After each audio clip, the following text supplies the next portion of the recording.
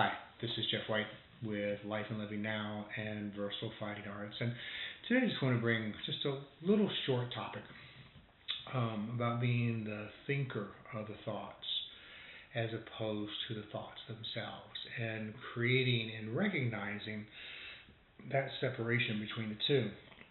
And some of this, it was an insight that was highly transformative for me many years ago. That through my meditation we saw that we're the witness, that there's a part to us that is very deep, it's our core, our original self, our true self, and that when we operate from that perspective, we can see the workings of our mind. We are not necessarily attached to the workings of our mind, but we understand these are the thoughts and they pass by. Mindfulness meditation is big on this, and it's a type of meditation that I wholeheartedly recommend, where you watch your thoughts and you sit and you're mindful of your thoughts and you watch them as they come up like thought bubbles, and you can begin to just label the thoughts and you can see what they are and you don't get attached to them. And that's a discipline, and it takes a long time and a lot of determination and intention to pull back every time that you get attached to our thoughts, and that happens on a very regular basis. But learning to understand that you are the witness of your thoughts, and yes, you're creating your thoughts, but the way that I view our construct is that we are spirit at our deepest level. We are all consciousness. We are all one. I am part of you. You are part of me. I am part of everything and everyone. We are one at the deepest level of our consciousness. And from then we begin to experience, when we start to say I am, we begin to create consciousness. We go from awareness to consciousness, and we create this sense of being, this sense of ourselves. And in order in this plane to be able to work with that, then we create and utilize the ego mind. When the ego mind is there to process all this information, it's there to help see the things that what the molecules have put together, the energy as it resonates, and we have buildings and we have nature, and we have trees and grass and sunlight and wind and all these forces that we see.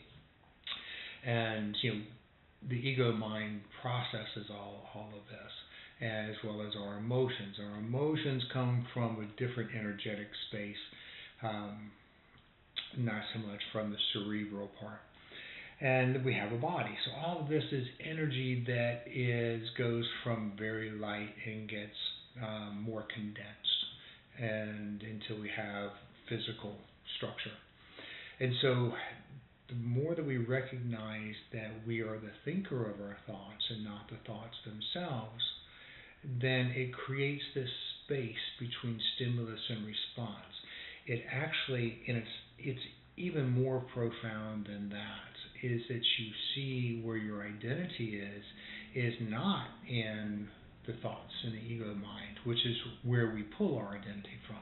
When I ask you who you are, then you may tell me your name and that you're a father or a mother or a brother or a sister, or you tell me your roles, but that's not who you are. And you could describe your characteristics, but that's the characteristics of you, that's not who you are. The deeper we go into who we are, then we suddenly find, very similar to as we drill down on a molecular level into atoms, it's just energy that's there. The more that we drill down into our consciousness about who we are, and we get past our attachments to the ego mind, we find that we're spirit. We find that it's energy. And it puts us in a very profound space. So bringing us to the point that I wanted to discuss today. So there was a conversation in which there was a lot of hate. In political conversations today, there is a lot. And I try and stay out of a lot of political conversations, especially on things like Facebook and social media. No meme or a short 140 text spaces is ever going to communicate a solid idea. It only gives a fraction.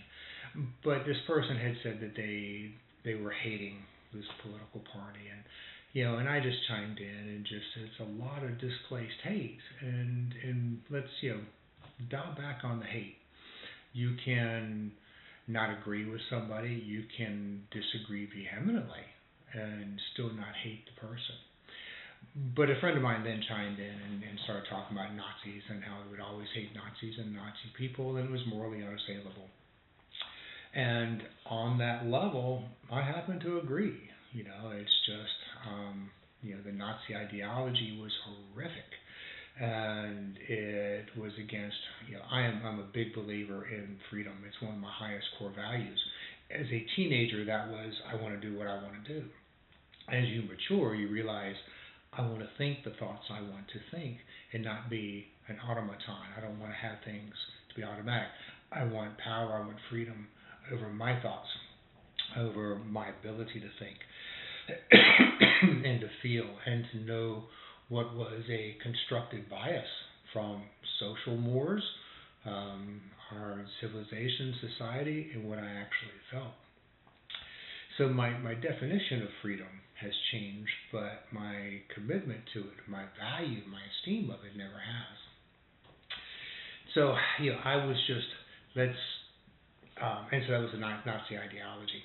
And to hate an individual who's a Nazi, I get where it's very easy to do, especially if they have impacted your family in the way that Nazi Germany did. I can understand that. When we see some of the rise and the despicable comments that come up from the extremes, actually, on either side, but it's problematic. And nothing that I agree with, of course, but I also believe in freedom of speech. So there's a balance. But here's the thing. Set all that aside. What I'm encouraging to do is to look deeper. So we have this whirlwind in our thoughts of constantly we're churning out this endless stream of thoughts that are both empowering as well as disempowering. The thoughts that we think, they can shape our perceptions, they shape our emotions, they can shape our actions. Amidst this mental chatter lies, in my mind, this profound truth that often is overlooked, and that's the thinker, as we said, and the thoughts are not the same. By separating the thinker, by separating and understanding this is the observer, the conscious self, that you separate this thinker from all the thoughts themselves, then we open this gateway to a greater self-awareness, to mental clarity and emotional freedom. So, thoughts are these transient mental constructs. They arise spontaneously, it seems, and often are, and are influenced by our past experiences, by our cultural norms, by our immediate surroundings, things going on, our fears, our faith. So there's a lot that goes into how our thoughts impact us, and how, we say we have almost 60,000, automatic thoughts a day. So these thoughts, they could tell a story, they could analyze a situation, they could project fears about the future. It's important to recognize that these thoughts are not necessarily reflective of reality. They're reflective of our perception of reality. They are like passing clouds in the sky of consciousness. They're fleeting, they're impermanent. What's real is the original self, your true self, your conscious self. That's what's real. And that person is deeper than the ego mind. So I could look at somebody who's looking into the ego mind, who's acting out of their ego mind with something that is horrific, and I can say, I vehemently disagree with this line of thought, this ideology, with this action. But I still understand the person themselves is part of me, that I am one with the person. Back in my church days, we would say, love the sinner and hate the sin. And that was a true statement, and I understood that. It created a path of empathy and compassion for the individual. And I find that to be very true now. We are each the thinker of our thoughts, but we are not the thoughts themselves. So I can vehemently disagree with somebody, but I can still have compassion for them. I can still see that at their core, then they are spirit. Now, some were so entrenched in their ideology, and from whether it's their religion, that they are intent on violence to person, property, etc. They need to be stopped. The action needs to be stopped. And do not take what I'm saying for pacifism. I consider myself a man of peace. At the same time, I do prepare and train for altercation, protection of myself, protection of those that may be in my care through martial arts. And so that's very much a part of my outset as well. It doesn't need to be everybody's outset or mindset. I think we all have a part to play. It's like you can view, one analogy would be looking at humans as a human body. We all have different cellular functions. We're all called to different things, but we're all part of the body itself. So this idea that I can love the individual, but detest what they're thinking is valid. I may not have to go so far as to say I love them, but I can, if somebody is coming out to harm me or to my family, I may need to maim them, put them down, and stop them. I did a seminar where the subtitle was How to Be Unmercifully Merciful. And the idea was that there are times when if somebody has so deluded themselves and are so encapsulated and that are so entrenched in their thoughts or their hatred and their desire to do violence to somebody, that's what they see as the answer. Then there's times when I need to stop them, and I need to stop them as quickly as possible so they don't do harm to anybody else, but they also don't continuously create bad karma for themselves, and so we can put them down, dispatch them as quickly as possible. And in some cases, that does mean a hard reset on life, if that's the case. And each person has to determine. We have this conversation in my martial arts schools that you have to know yourself and know what you are aware of. I come from a place knowing that we are all spirit, that if somebody is so deluded that they are going to hurt somebody and to kill somebody, then yes, we do need to stop them, and we do need, at times it's warranted to put them down. That's okay. They start over, and now they can hopefully have learned a lesson. They have to come back through life and do it again. So that works in my mindset. That is how I view the world. And so when somebody is now producing these thoughts, and we can look at this with ourselves too, instead of always just thinking outward, we look at ourselves and we are the thinker of the thoughts, not the thoughts themselves. And so when we do this, that we're looking at thinkers, and on this side of being the observing self. On, if I have somebody who is so deluded that they're wanting to do harm to others, the suicide bombers, and just even the verbal stuff that we have. Hate is a galvanizing, and hate and anger can be a very galvanizing force, but it also has a law of diminishing returns kicks in. It's also very difficult to maintain. It comes at a great cost, where it's far better to engage in empathy, to engage in how I view truth, and say, yes, this person is highly deluded, they're part of me, their thinking is completely wrong at this point. But yet, I still don't need to hate the individual. It makes when we engage in hate, then we create for ourselves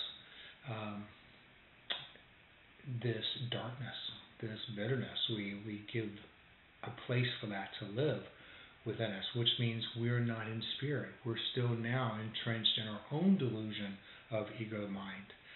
So let that go. You do not have to agree with what they're doing, at all. You do not have to agree with how they think at all. But you will find it that you are in a better place if you will look at them as being, they're the thinker of the thought, they're not the thought themselves. Just try it. Commit to it. for about a 90-day period when you have interactions. See how it changes your perspective. You may find also it changes their perspective. It may not, but it does change you. And that's the important part. Because I feel that if we can all be the change that we want to see in the world, that's where it starts. The government's not going to do it. They're not designed to do it. The government's designed for bureaucracy, for regulation, for control. The individual and the groups of individuals, that's where true change, evolution, metamorphosis happens. And the more people understand this and apply it, then humanity itself is increased, it's enhanced. It is all, a rising tide lifts all boats. It's the elevation of consciousness and awareness that within each individual, as that grows, it raises it for everybody. We've already seen this if you track long term the history of civilization. We've become, I won't say nice, but nicer. And if you doubt that, then just go back and look and see how life was and how we treated each other through the years. And we still don't treat each other well. I get that, but but there's factions of us that do. You have to look and see, and it helps to take as broad a picture and a broader perspective as your consciousness will allow at this time, and then continuously try to expand that. So when we start looking at this idea of being the thinker and being the observing self, then this is the part of us that watches. This is the part of us that notices. It's the part of us that's aware of our thoughts without becoming entangled in them. And it's often referred to as, say, the silent witness. Some would call it true self, others will call it original self. That's my phrase for it. That this thinker exists beyond the stream of thoughts and emotions. It's the steady awareness that remains unchanged regardless of any mental noise. Very, very important. So, when we conflate the thinker with the thoughts, when we push them all together, we risk becoming consumed by them. The negative or repetitive thoughts, for instance, can trap us in cycles of anxiety, with self-doubt, with unnecessary overthinking. By distinguishing the observer from the observed, we gain the ability to step back and question our thoughts. Is this thought helpful? Is it true? Does it serve me? Very good questions to ask yourself. This distance empowers us to respond to life with intention rather than to react impulsively. So, some ideas, some practical steps. One, to me, the very best, mindful meditation. It involves just sitting quietly, focusing on your breath, observing your thoughts as they come and go. Over time, you'll learn to see your thoughts and separate them from your core self, but you'll begin to see how your thoughts were constructed. This thought led to this thought. Oh, I have this thought. Well, this thought came just before that, and this thought just came before then. So I see what my trigger was. Label your thoughts, okay, as you see them pop up. Sometimes I go, oh, that's fear, and just let it go. Oh, that's judgment. Oh, let's let it go. Oh, that's love. That's good. Let it go. All right. This simple act helps to create the space. A big one is always practicing non-attachment.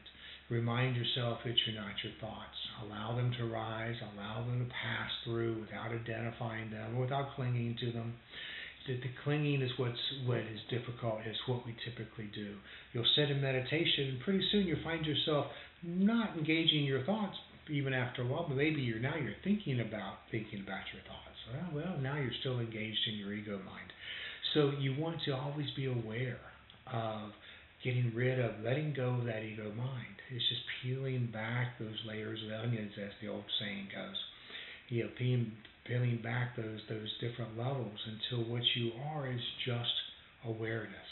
That's it.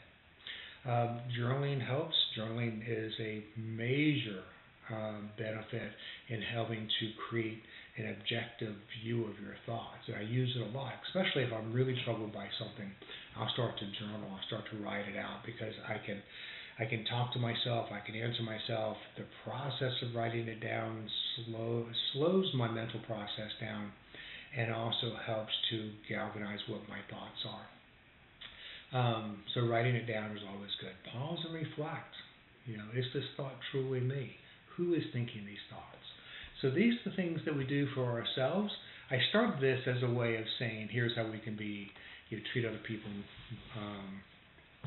more humanely, nicer. However, it starts with the individual itself. So going back, I think it's important to note that when I'm watching my thoughts, that I'm not trying to suppress them. I'm not trying to eliminate them. I'm letting them rise. The act of awareness itself is transformative. The act of awareness itself is healing. And as we begin to separate, but not try to suppress. When we try to suppress, we push it down. Instead, let them be. Don't add to it. Don't take it away. If something pops up and there's a strong emotion attached, if it's a good emotion, we like those. So we like to revel on those, and we add to them sometimes. Don't add to them. When we have the negative emotions, we'd like to run from pain towards pleasure. So if we're running from pain, we push it down. We repress it. Don't do that. Don't try and get rid of it. Don't add to it. Just let it be. Let that energy work itself out. You'll find that you'll be freer afterwards. All right? So all of this is about cultivating a balanced relationship between the thoughts that you think and you as a thinker of the thoughts. The separation, it goes back to offering freedom. The freedom to choose which thoughts to engage and which to let go of. It allows you to live with greater intention. It allows you to live with greater emotional resilience and greater peace of mind. So by mastering this art of differentiation, we reclaim our roles as creators of our experiences rather than mere bystanders. Okay? So if somebody trips your trigger, look at you and say, okay, I'm the thinker of my thought. That impulse created a thought that created a trigger. Is that me? Is that how I want to behave? Instead, I can look at it and I can see, well, really, I was untouched by that. That's in my mind. And then I have a greater access into my intuition, a greater access into those thoughts. So there's a famous saying, I don't know who said it, that basically says you are not your thoughts, but the awareness behind them, and that is true. So embrace this truth, and by doing so will lead to a deeper sense of clarity and authenticity. So the next time a storm of thoughts arises, remember, you're not the storm. You are the observer, steady, unmoved, watching the clouds drift by, but not participating in them. You will find over time, this will not be easy to do at first, and you will fail. And you will fail miserably over and over and over again. At least I did, and still do. But it's a practice, because we are so ingrained with this ego mind, and we learn how to separate all that. And so remember, you're the thinker of your thoughts, not the thoughts themselves.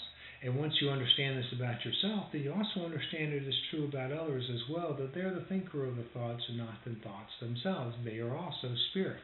They may be terribly deluded to the point where they may never see the true light in this lifetime.